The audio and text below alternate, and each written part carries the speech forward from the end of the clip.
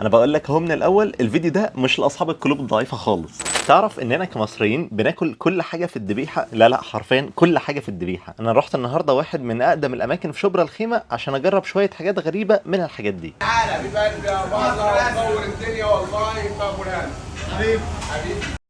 ابو الهنا بيعمل حاجات كتير قوي وانا جربت كذا حاجه، بس اهم حاجه فيهم هو الطاجن ده، طاجن عنتر.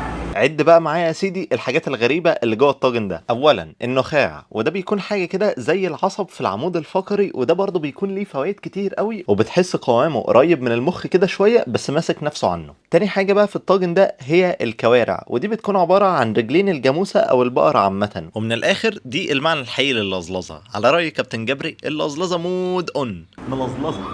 والله مفيش حاجة تتقال غير كده. بس عامة هي طعمها هنا حلو الصراحة، بس هي نفسها تحس كده. وتالت حاجة بقى في الطاجن ده اللي اتقال عشانها أفضل اللحم ما جاور العظم، وهي العكاوي، ودي بتكون عبارة عن ديل البقرة، بتكون فيها طبقة كده من الجيلاتين، المفروض إنها بتبقى ناعمة خالص بس كمية الدهن فيها بتبقى كتير قوي. العكاوي لذيذة بس هي بس مدهننة شوية كده، بس هي عامة حلوة يعني بالنسبة للناس اللي بيحبوا الدهون فهي حلوة بالنسبة لهم، بس أنا بالنسبة لي بحب الحاجات اللي هي فيها لحمة أكتر. ورابعا بقى، وهي دي الحاجة اللي قلت عشانها ان احنا بناكل اي حاجة في الذبيحة، هي المخاصي. وعشان نتجنب الاحراج خالص في الموضوع ده، يعني اللي عايز يعرف ايه المخاصي ممكن يخش يبص على النت. لذيذة بس انا مثلا عجبني النخاع اكتر يعني. وجربت برضه اخد شوكة كده فيها كل الحاجات مع بعض، ودي بقى حقيقي كانت اللزلزة مود اون اكتر من الكوارع نفسها. ولو هنسيبنا بقى من الحاجات الغريبة، جربت طاجن فريك باللحمة. الفريك الصراحة كان طعمه حلو قوي، بس اللحمة كانت بتشد شوية. هي القطعية بتاعت اللحمة دي نفسها هي اللي بتحس فيها عضة كده شوية. وفي طاجنين كده برضه جربتهم. اول واحد منهم طاجن بصل باللحمه، وده اصلا واحد من الطواجن اللي لما المحل بيظبطه انا الصراحه ببقى متكيف قوي. حقيقي اللحمه كانت دايبه جدا وشاربه كده من طعم البصل نفسها، فالصراحه كان من احلى الحاجات فعلا اللي انا جربتها اليوم ده. حلوه دي قوي، حلوه دي قوي. الطاجن التاني بقى كان طاجن عكاوي، كان محطوط برضه معاه شويه بصل بس الصراحه كميه اقل، وبعد كده جاي ياخد حته لحمه كده. اللحمه بتدوب والله يا جماعه، وساعات لما دقتها هي حلوه بس للناس اللي بتحب اللحمه الملبسه، يعني لو انت ما بتحبش اللحمه اللي فيها دهون كتير فتعالى جنب اخوك. هي عامه الناس اللي بتحب الحاجات الملبسه ده رائع بالنسبه لكم. انا الطاجن البصل باللحمه ده اسمه سبير، اللحمه بتاعته دايبه وفيها برضه حتت كده برضه ملبسه من هنا وبتاع، بس تلبيسها على خفيف، ده اللي انا بحبه. بسم الله.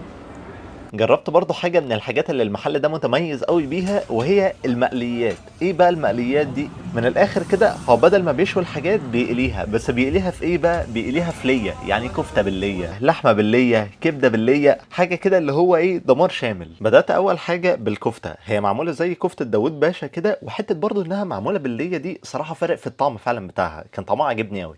طعمها حلو بصراحة.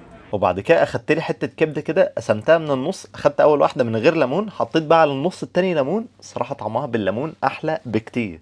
بالليمون طعمها حلو قوي. اخدت برضه حته لحمه، هي كانت بتتقطع بسهوله خالص، هي الحلو انها بتتاكل كده على طول، التتبيله بتاعتها خفيفه، انت حاسس بطعم اللحمه، زائد انها يعني فيها عضه خفيفه كده خالص، بالصراحه طعمها حلو. واخر حاجه بقى هما بيعملوها على الجريل بالليه، النخاع. هو مفيش فرق كبير قوي ما بين دي وما بين اللي كانت في الطاجن، يمكن بس اللي في الطاجن كان فيها اطعمه اكتر عشان كانت شاربه من الكوارع والعكاوي والمخاصي والحاجات دي، بس فرق طعم صراحه مش كبير قوي. بيستحضرني موقف ابو علي. محدش واكل حته الكرشه دي غيرك، يلا افتحي بقك احنا في بقك، يلا. هو شكله مش مبشر بس بسم الله. يعني هو طعمه فوق توقعاتي، عشان انا ما كنتش متوقع الصراحه ان هو هيبقى حلو، بس يعني هو طعمه كويس صراحه. جربت برضه الملوخيه من هناك، بما اني بضعف اول ما بلاقيها في المنيو، والصراحه كان طعمها حلو قوي. تقيله، طعم التوم باين، التقليه طعمها حلو، في عامه كملوخيه لا حلو قوي. بعد كده تقطع لك نص رغيف، تعمل لك ودن قطه، وتاخد كده الملوخيه بالعيش، حوار. ختمت التجربه دي بقى بالمحاشي. دقت في الاول ورق عنب، هو الصراحه كان لذيذ. الممبار برضو كان طعمه حلو قوي، كان مقرمش كده من بره، والرز جوه كان مفلفل، بس هو بس كان محتاج يتحبش سنه صغيره عن كده، بس هو عامه كان طعمه حلو قوي. محشي الكوسه فضلت الباقي اكتر منه، وبالنسبه للبتنجان كان معقول، بس الفلفل هو اللي كان حلو. وفي الاخر بقى وملخصا للفيديو ده، لو انت بتحب الاكل الملظلظ والسمين والحاجات دي، عليك وعلى طاجن عنتر. بس انا بالنسبه لي النخاع كان طعمه حلو قوي. المقليات بوجه عام برضو كانت جامده، بس توب التوب التوب اللي انت لازم تجربه من هناك طاجن البصل باللحمه ده. كان رائع رائع رائع. الممبار كان حلو برضه هو الملوخيه لو انت بتحب التوم الكتير فيها. وبس كده، ما تنسوش بقى تكتبوا لي تحت في الكومنتات ايه المطاعم الحرشه اللي عايزين نجربها في الاجزاء الجايه. شكرا جدا ليكم لو انتوا لسه بتتفرجوا لغايه دلوقتي. كان معاكم اباظه من قناه لايف وزباظه. سلام.